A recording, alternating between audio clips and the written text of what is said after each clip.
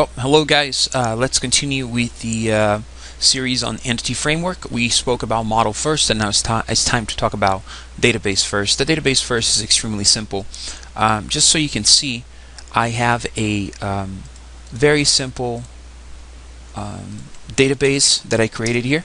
It's called a books database, and in here I only have two tables. I have a book titles and book authors, and the relationship is 1 to many. So for each book title we may have many authors.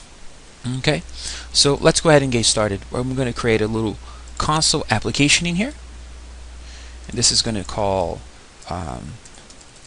database first, if I can spell that right. Database first. Click OK. Just give it a second for Visual Studio 2012. Create the project, and then once I have the project created, I'm going to click Save. At this point, under References, I'm going to open the Manage NuGet Packages, and I'm going to search for Entity Framework. Let's see if it just shows up. And there it is. Entity Framework 5.0. That's the one that we are going to install. Keep in mind that if you have already Entity Framework 5.0 in your project from the model first, you could simply add a reference and search for that DLL. You could simply browse to that DLL under this command. You can simply look in your computer where the DLL is. You don't have to do that every time, but it's just easy and very fast, so I usually take that approach. Anyways, so now we have the Entity Framework 5.0 library in your project. The first thing we're going to do is add a model, and it's pretty similar to how we did it with the model first. You add a new item, click Data, click ADO.NET Data Model. In here I'm going to call it DB, so Books Database Model. I'm going to click Add, and previously we used the empty model because we're doing model first, but this time we're going to generate from database. It's going to ask me for a new connection string, so I am going to point to the server that has the databases, and I'm not sure if that's the database name. It is.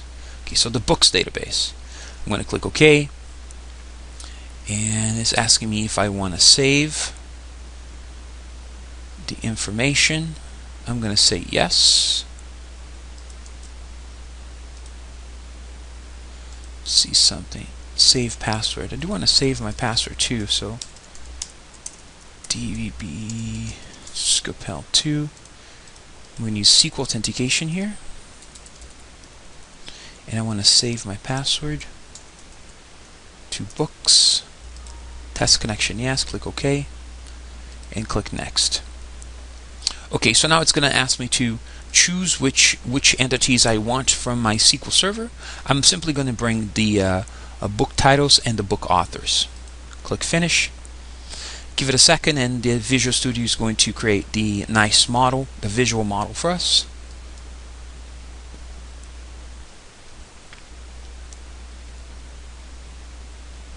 And right now we have both of our entities here. We have the book and the book author.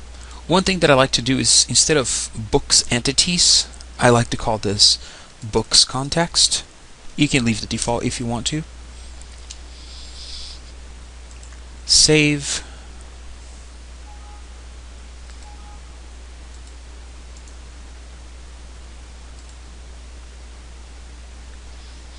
And now that we have our context ready, we are ready to use it. So I'm gonna create a using block in here. Excuse me. A using block, and I'm going to declare a variable here. Variable db equals new books context, and then in here we should have all the instance of our entity. Var equals new book title, and inside this title I'm going to create just the title for the book. It's going to be Intro to Entity Framework 5.0, and put a semicolon at the end. And now we're going to create a details book. Authors equals new book author,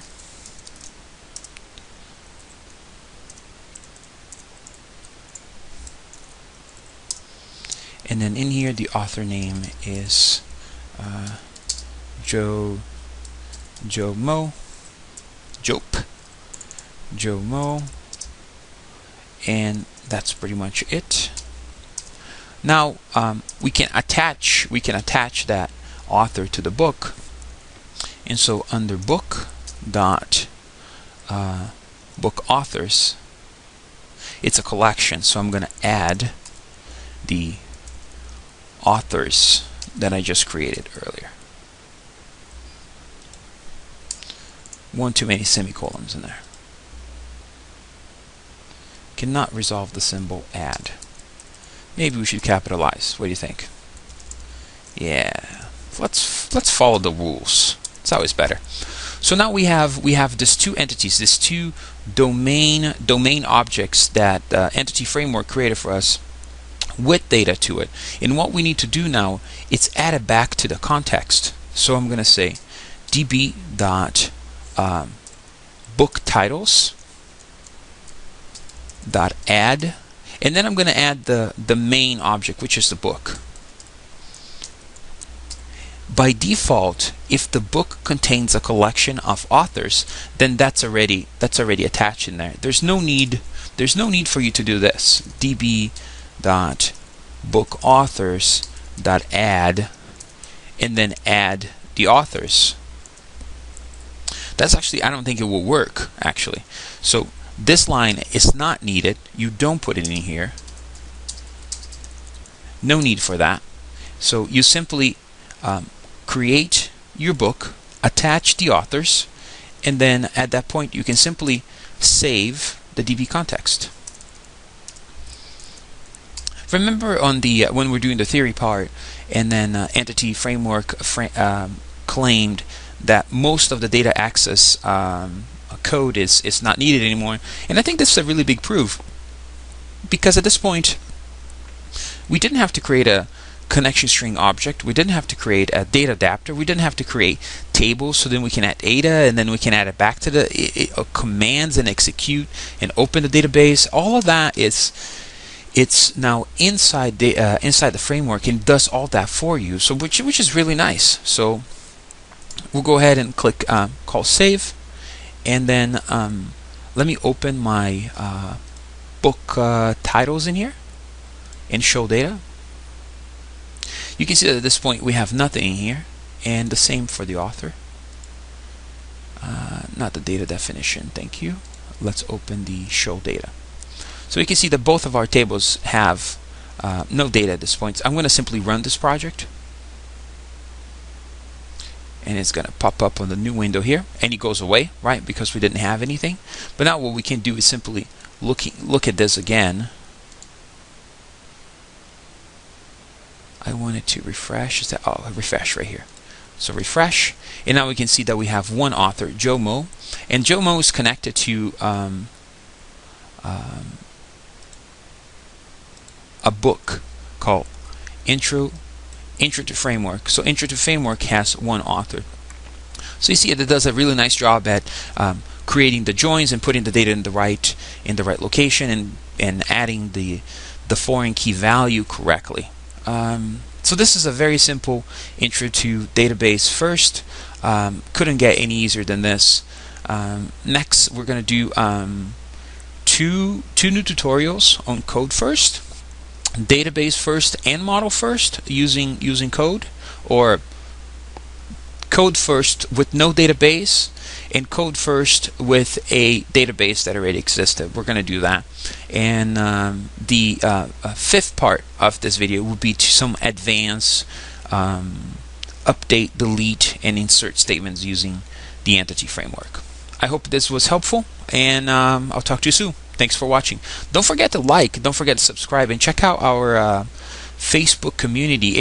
We had about 800 users on Facebook. I'm sorry, Google Plus community. We had about 800 users on the Facebook group, and now we're migrating to Google Plus, and it's growing. It's growing again. I mean, we have about 50 people. We have a lot of people from Facebook that are coming over. It's just a nicer tool where we can group topics into different categories. It's easier to search, and I think overall it's going to be a better experience. Plus, we can do some hangouts sometime soon. Okay. Once again, thanks for watching. Bye bye.